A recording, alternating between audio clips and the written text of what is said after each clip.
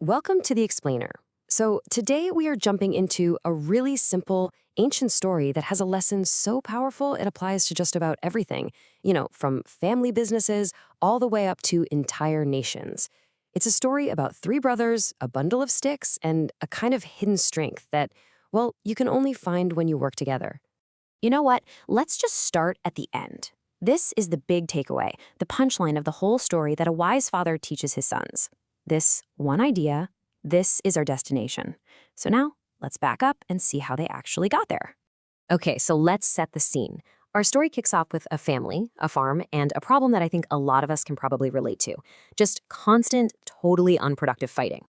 So, here are our guys, the three brothers. First, you've got Arif, the oldest. His solution to everything? Brute force. Then there's Bashar, the middle kid, who's always trying to outsmart the problem. And finally, you have Zayed, the youngest, who's quick-tempered and usually just criticizes everyone else.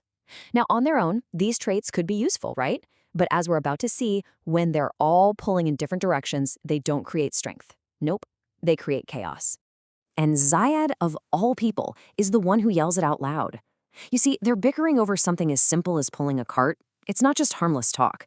It has real-world consequences. They argue, they push, the cart tips over, and boom, the entire harvest they just worked for spills right onto the ground.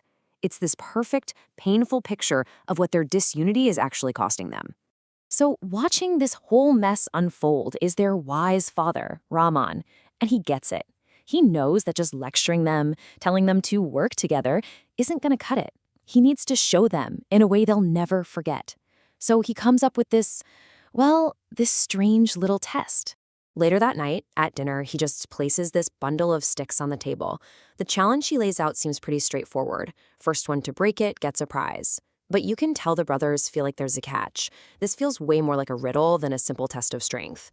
And just like you guess, each brother attacks the problem exactly how you'd expect them to. Arif tries to muscle through it. Bashar looks for that one clever angle, that perfect point of leverage. Zaid grabs it and tries to twist it into submission. And one after the other, they all fail. That bundle doesn't even budge. So after they've all tried and failed and are completely worn out, it's Zayed who finally just throws up his hands and says, "It's impossible." And you know what? From his point of view, from the point of view of three individuals, he's 100% right.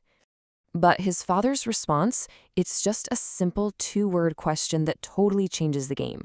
It just hangs there in the air, and it forces them, and us really, to completely rethink the problem. See, he isn't asking if the sticks can be broken. He's asking if their approach is the problem.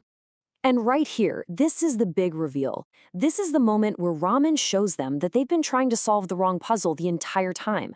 The answer isn't about more strength or more force. It's about understanding the very structure of the challenge. He doesn't even try to break the bundle. Instead, he just calmly reaches over and undoes the one thing holding it all together, that little piece of twine. He just dismantles the unity, and then he hands one single solitary stick to each of his sons. And just like that, the impossible becomes laughably easy. Arif takes his stick and snap. It breaks instantly. Bashar takes his and snap, same thing, breaks without any trouble at all. And finally, Zaid's snap. It's gone. It takes almost zero effort. And there it is. That's the whole lesson in a nutshell, isn't it? A single stick, all by itself, is weak. It's so easy to break. But when you bind those exact same sticks together with a shared purpose, which is what that twine represents, they suddenly become unbreakable. It's this incredible shift from individual weakness to collective, shared strength. And then their father connects the dots for them, crystal clear.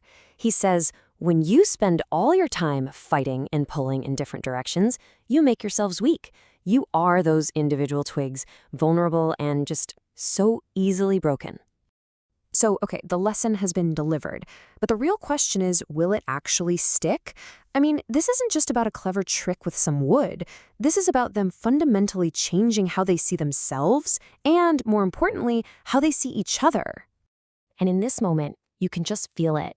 The entire dynamic in that room just shifts.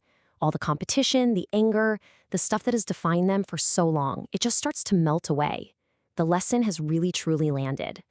And what's great is they don't just sit around and talk about it. No, they put it into action immediately. They come up with a plan, a collaborative plan to fix the very mess their fighting created in the first place. Cleaning the grain, fixing the cart, bagging the harvest. They do it all as a team.